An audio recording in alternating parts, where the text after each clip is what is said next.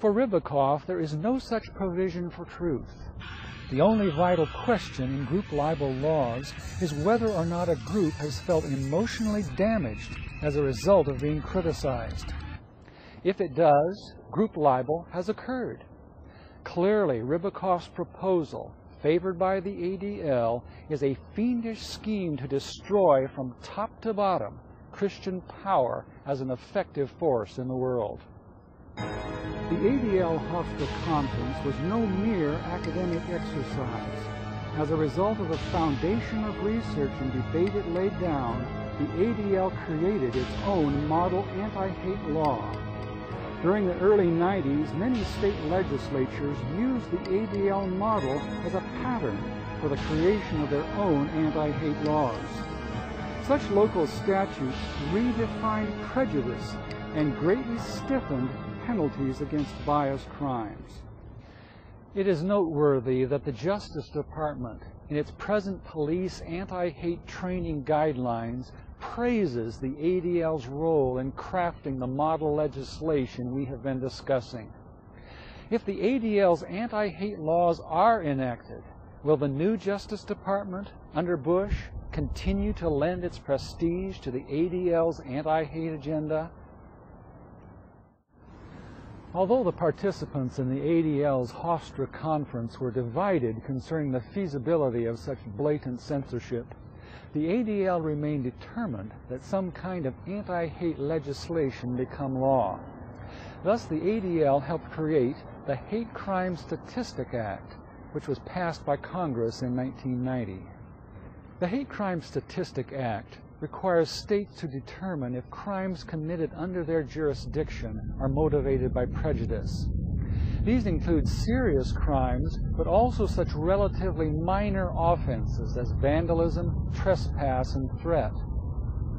Local law enforcement are required to relay such information to a federal anti-hate data bank, then to be shared with law enforcement officials throughout the nation.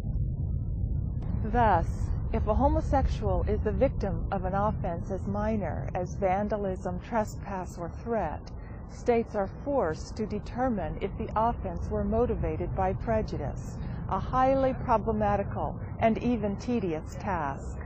If so, details of the homosexual's case are to be forwarded to the federal government. If the person or group who committed the crime had not yet been found, the government's policy of sharing information concerning the case with state and local agencies might help to apprehend such persons. Thus, the long arm of the federal government could come to the aid of a homosexual victim in a way that would be out of the question for victims of crimes not motivated by prejudice. But the ADL wants the Justice Department to do more than simply record and share data.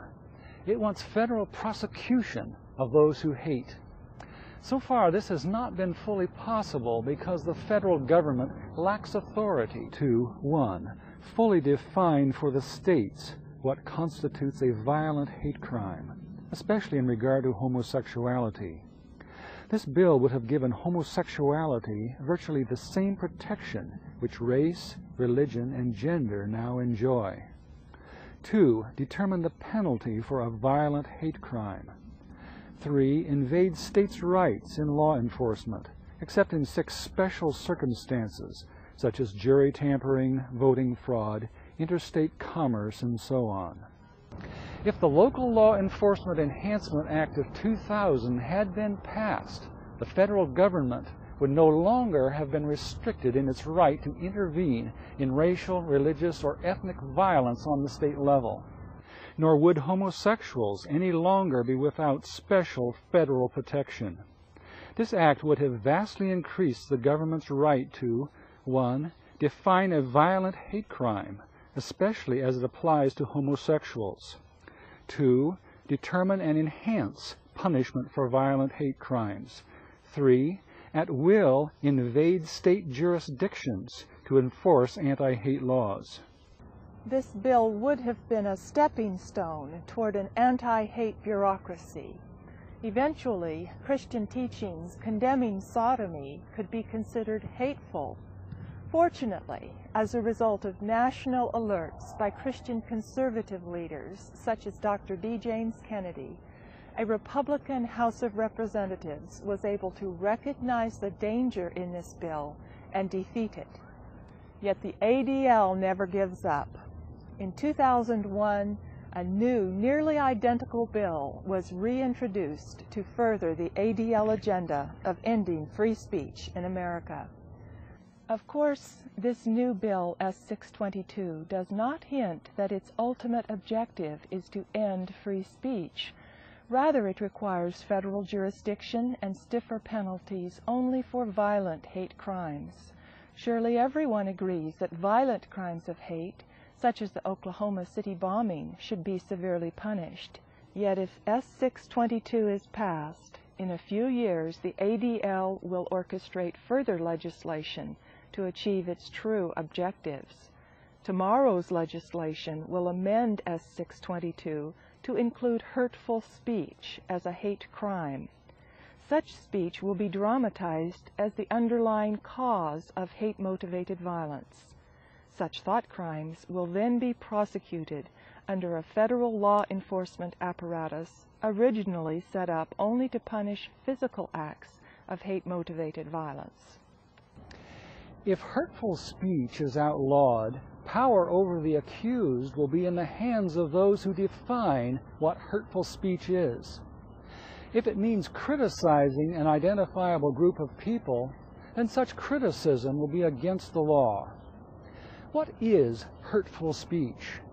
Under existing laws, verbal threat against the safety of persons or groups is called harassment or intimidation. Such threat is adequately criminalized under state law. Why isn't the ADL content with such state laws? Because they don't outlaw the ADL's true enemy. The ADL's enemies are those like my wife and myself, who out of love for the Jewish people are morally obligated to criticize Zionism's bad leadership and false teachings. Yet the ADL wants to transform any criticism of matters Jewish into anti-Semitism, a form of hate. For the ADL, the criteria of whether a crime or even an editorial is anti-Semitic is whether it contains anti-Jewish criticism.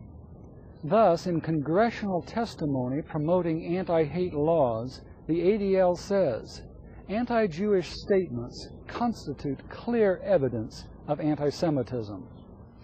Of course, Jesus and the Old Testament prophets scathingly tongue-lashed the people of Israel for their sins. If the ADL definition of anti-Semitism is correct, and criticizing Jews and their religion is hateful, then Christ and the biblical prophets were among the most outspoken anti-Semites the world has ever known. Instead, they resorted to verbally violent language in hopes that such tough love would shock the Jews into repentance and save their souls. Yet if the ADL has its way, the modern counterpart of the Old Testament prophets, those who out of concern for Israel criticize it for its sins, could become guilty of hate crimes. Christian missionary organizations which criticize Judaism for rejecting its Messiah and attempt to convert Jews away from it could eventually be indicted as haters. For the ADL, little has changed since those who criticized the Jewish people were stoned. Thus, while promoting freedom for Jews, the ADL has a proven record of subtly working to limit freedom for others.